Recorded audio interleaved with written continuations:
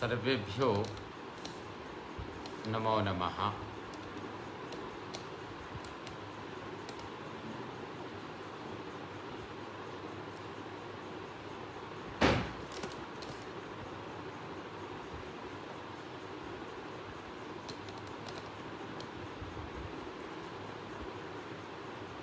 सर्वेषाम् अस्मिन् श्रीमद्वाल्मीकि रामायण पारायणोपक्रमे हार्दम् अभिनन्दनं स्वागतं च। शुक्लाम्बरधरं विष्णुं शशिवर्णं चतुर्भुजं प्रसन्नवदनं ध्यायेत् सर्वविघ्नोपशान्तये।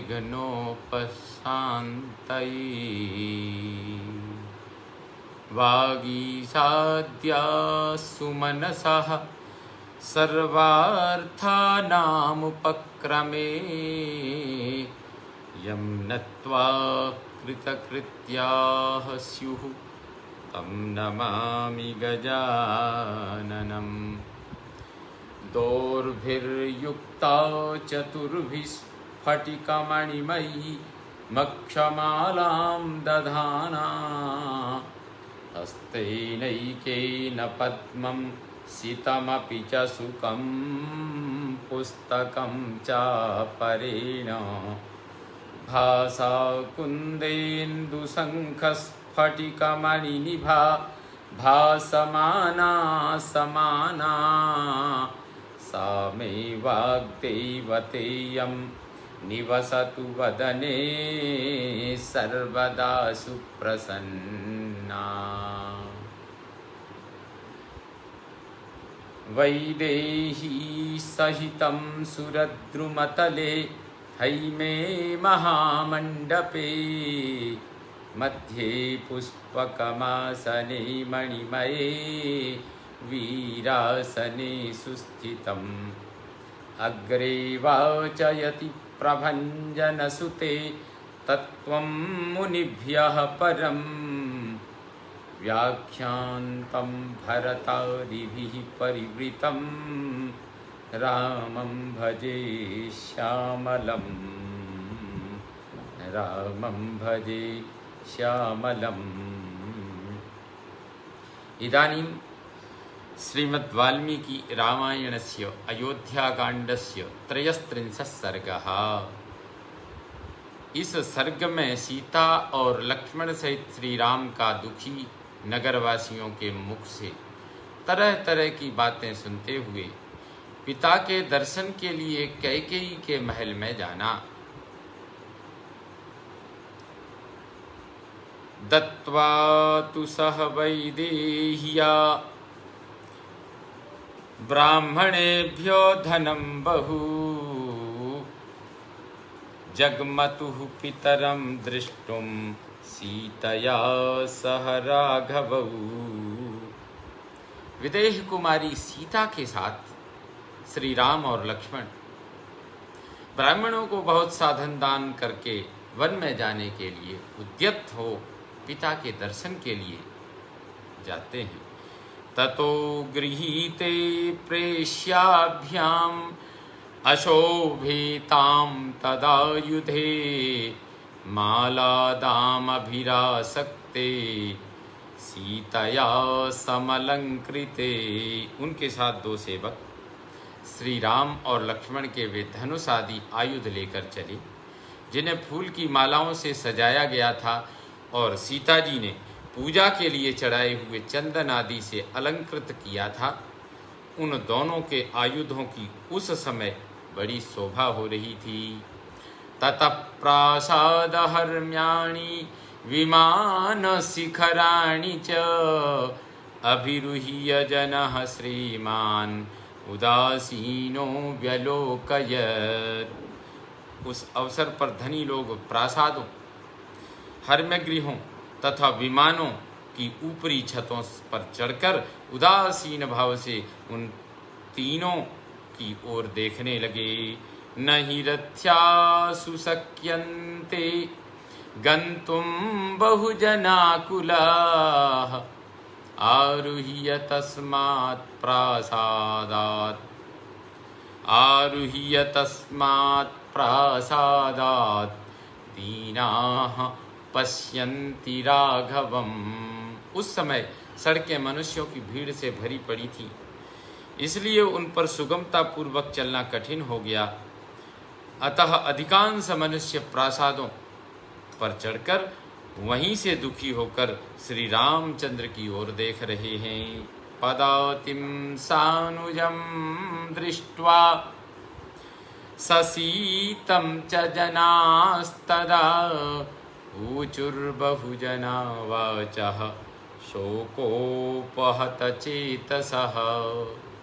श्री राम को अपने छोटे भाई लक्ष्मण और पत्नी सीता के साथ पैदल जाते हुए बहुत से मनुष्यों का हृदय शोक से व्याकुल हो उठा।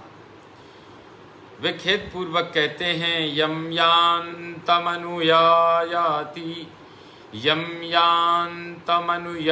स्म चतुरंग बलम महत् तमेकं सीतया सार्धम अनुयाति स लक्ष्मणः। हाय, यात्रा के समय जिसके पीछे विशाल चतुरंगिणी सेना चलती थी, वे ही श्री राम आज अकेले जा रहे हैं और उनके पीछे सीता के साथ लक्ष्मण चल रहे हैं। ऐश्वर्यस्य रसज्ञः सन् कामानां चाकरो महान् नेच्छत्येवानृतं कर्तुं वचनं धर्म गौरवात्। अहो, जो ऐश्वर्य के सुख का अनुभव करने वाले तथा भोग्य वस्तुओं के समान भंडार थे, जहां सबकी कामनाएं पूर्ण होती थीं, वे ही आज श्री राम धर्म का गौरव रखने के लिए पिता की बात झूठी करना नहीं चाहते हैं। अद्भुत है, पिता की आज्ञा का पालन करने का एक अद्भुत उदाहरण, त्याग का एक अद्भुत उदाहरण हैं मर्यादा पुरुषोत्तम श्री राम। या न शक्या पुरा द्रष्टुम भूतैराकाशगैरपि तामद्य सीतां पश्यन्ति राजमार्गगता जनाः।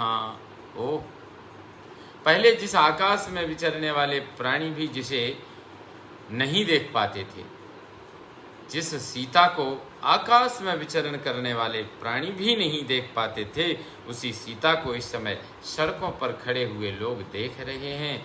अंगरागोचितां सीतां रक्तचंदन सेविनीं वर्षमुष्णं च शीतं च नेष्यत्यासु विवर्णताम्। सीता अंगराग सेवन के योग्य हैं, लाल चंदन का सेवन करने वाली हैं। अब वर्षा, गर्मी और सर्दी शीघ्र ही इनके अंगों की कांति फैल कर देगी, अर्थात सारी कांति समाप्त हो जाएगी, ऐसा सोच रहे हैं पुरवासी नगरवासी। अद्य नूनं दशरथः सत्वमाविश्य भाषते नहि राजा प्रियं पुत्रं विवासयितुमर्हति। निश्चय ही आज राजा दशरथ किसी पिशाच के आवेश में पड़कर अनुचित बात कह रहे हैं, क्योंकि अपनी स्वाभाविक स्थिति में रहने वाला कोई भी राजा अपने प्यारे पुत्र को घर से निकाल नहीं सकता। निर्गुणस्यापि पुत्रस्य कथं स्याद्विनिवासनम् किं पुनर्यस्य लोकोऽयं जितो वृत्तेन केवलम। पुत्र यदि गुणहीन हो तो भी उसे घर से निकाल देने का साहस कैसे हो सकता है? जिसके केवल चरित्र से ही यह सारा संसार वशीभूत हो जाता है, उसको वनवास देने की तो बात ही कैसे की जा सकती है। निश्चय ही आज राजा दशरथ किसी पिशाच के आवेश में आकर ऐसा अनुचित कार्य कर रहे हैं, क्योंकि अपनी स्वाभाविक स्थिति में रहने वाला कोई भी राजा अपने प्यारे पुत्र को घर से निकाल नहीं सकता है। यही कहा गया है, अद्य नूनं दशरथः सत्वमाविश्य भाषते नहि राजा प्रियं पुत्रं विवासयितुमर्हति निर्गुणस्यापि पुत्रस्य कथं स्याद्विनिवासनं किं पुनर्यस्य लोकोऽयं जितो वृत्तेन केवलम् आनृशंस्यमनुक्रोशः श्रुतं शीलं दमः समः राघवं शोभयन्त्येते षड्गुणा पुरुषर्षभम्। क्रूरता का अभाव, दया, विद्या, शील, दम यानी इंद्रिय का संयम और सम अर्थात मनोनिग्रह, ये 6 गुण नरश्रेष्ठ श्री राम को सदा ही सुशोभित करते हैं। तस्मात् तस्योपघातेन प्रजा परम पीडिता औदकानीव सत्वानि ग्रीष्मे सलिल संक्षयात्। अतः इनके ऊपर आघात करने, इनके राज्याभिषेक में विघ्न डालने से प्रजा को उसी तरह महान क्लेश पहुंच रहा है जैसे गर्मी में जलाशय का पानी सूख जाने से उसके भीतर रहने वाले जीव तड़पने लगते हैं। उसी प्रकार से आज यहाँ अयोध्या की जनता भी तड़प रही है। पीडया पीडितं सर्वं जगदस्य जगत्पतेः मूलस्येवोपघातेन वृक्षः पुष्पफलोपगः। इन जगदीश्वर श्री राम की व्यथा से संपूर्ण जगत व्यथित हो उठा है। जैसे जड़ काट देने से पुष्प और फल सहित सारा वृक्ष ही सूख जाता है। मूलम येष मनुष्याणां धर्मसारो महाद्युतिः पुष्पं फलं च पत्रं च शाखाश्चास्येतरे जनाः। ये महान तेजस्वी श्री राम संपूर्ण मनुष्यों के मूल हैं। धर्म ही इनका बल है। जगत के दूसरे प्राणी पत्र, पुष्प, फल और शाखाएं हैं। ते लक्ष्मण इव क्षिप्रम सपत्न्यः सह बान्धवाः गच्छन्तमनुगच्छामो येन गच्छति राघवः। अतः हम लोग भी लक्ष्मण की भांति पत्नी और बंधु बांधवों के साथ शीघ्र ही इन जीने वाले शीघ्रता ही इस प्रकार से वनवासी जीवन जीने की इच्छा से श्री राम के ही पीछे चल दें, ऐसी इच्छा कर रहे हैं। जिस मार्ग से श्री रघुनाथ जी जा रहे हैं उसी का ही सभी नगरवासी अनुसरण करने की इच्छा कर रहे हैं। उद्यानानि परित्यज्य क्षेत्राणि च गृहाणि च एक दुःख सुखारामम् अनुगच्छाम धार्मिकम्। बाग बगीचे, घर द्वार और खेती बाड़ी सब छोड़कर धर्मात्मा श्री राम का अनुगमन करें। इनके दुख, इनके सुख के हम सब साथी बने। समुत्थित निधानानि परिध्वस्ताजिराणि च उपात्त धन धान्यानि ऋतसाराणि सर्वशः रजसाभ्यवकीर्णानि परित्यक्तानि देवतैः मूषकै परिधावद्भिः रुद्विलैरावृतानि च अपेतोदकधूमानि हीनसम्मार्जनानि च प्रणष्टबलिकर्मेज्या मन्त्रहोमजपानि च दुष्कालेनैव भग्नानि भिन्नभाजनवन्ति च अस्मत्यक्तानि कैकेयी वेश्मानि प्रतिपद्यताम्। हम अपने घरों की गड़ी हुई निधि निकालें, आंगन की फर्श खोद डालें, सारा धन धान्य साथ ले लें, सारी आवश्यक वस्तुएं हटा लें। इनमें चारों ओर धूल भर जाए, देवता इन घरों को छोड़कर भाग जाएं, चूहे बिल से बाहर निकलकर इनमें चारों ओर दौड़ लगाने लगें और उनसे ये घर भर जाएं। इनमें ना कभी आग जले, ना पानी रहे, न झाड़ू लगे, और यहाँ बलि वैश्वदेव यज्ञ मंत्र पाठ होम और जब सब कुछ बंद हो जाए, मानो बड़ा भारी अकाल पड़ गया हो। इस प्रकार ये सारे घर ढह जाएं, इनमें टूटे बर्तन बिखरे पड़े हों और हम सदा के लिए इन्हें छोड़ दें। ऐसी दशा में इन घरों पर कैकेयी आकर अधिकार कर ले। वनम नगर में वास्तु ये न गच्छति राघवः अस्माभिश्च परित्यक्तं पुरं संपद्यतां वनम। जहाँ पहुँचने के लिए ये श्री रामचंद्र जी जा रहे हैं वह वन ही नगर हो जाए और हमारे छोड़ देने पर यह नगर भी वन के रूप में परिणत हो जाए। बिलानि दंष्ट्रिणः सर्वे सानूनि मृगपक्षिणः त्यजन्त्वस्मद्भयात् भीता गजा सिंहा वनान्यपि। वन में हम लोगों के भय से सांप अपने बिल छोड़कर भाग जाएं, पर्वत रहने वाले मृग और पक्षी उसके शिखरों को छोड़ दें तथा हाथी और सिंह भी उन वनों को त्याग कर दूर चले जाएं।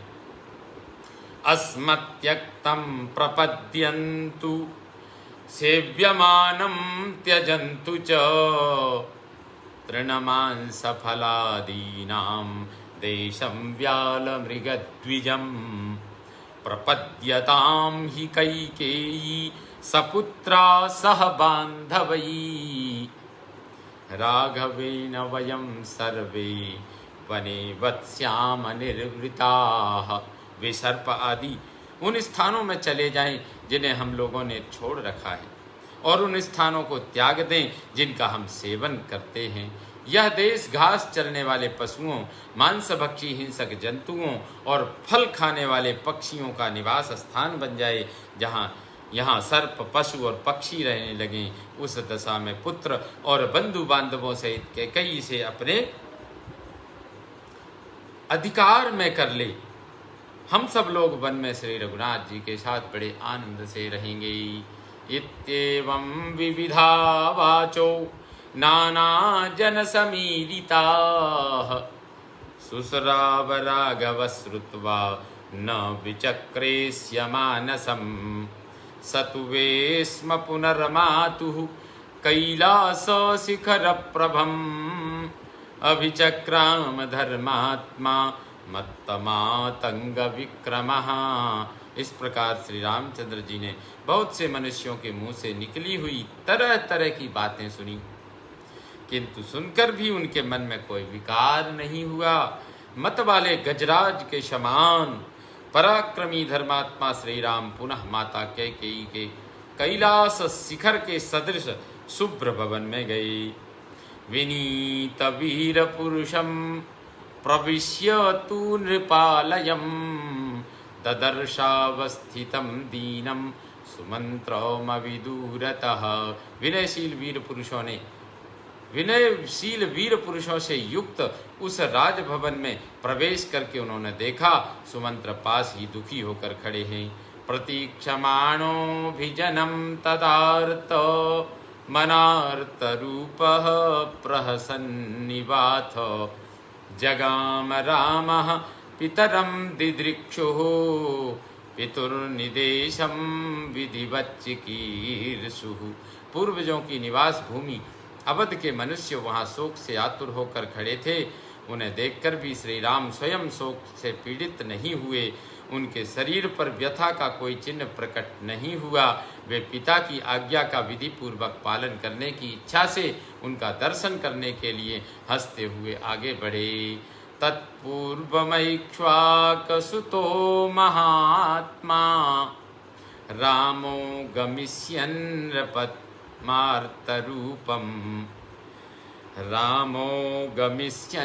नृपमार्तरूपम् व्यतिष्ठत प्रेक्ष्य तदा सुमन्त्रं पितुर्महात्मा प्रतिहारणार्थम। शोकाकुल रूप से पड़े हुए राजा के पास जाने वाले महात्मा महामना इक्ष्वाकुकुल नंदन श्री राम वहां पहुंचने से पहले सुमंत्र को देखकर पिता के पास अपने आगमन की सूचना भेजने के लिए उस समय वहीं ठहर गई। पितुर्निदेशेन तु धर्मवत्सलो वन प्रवेशे कृत बुद्धि निश्चयः स राघवः प्रेक्ष्य सुमंत्रमब्रवीत्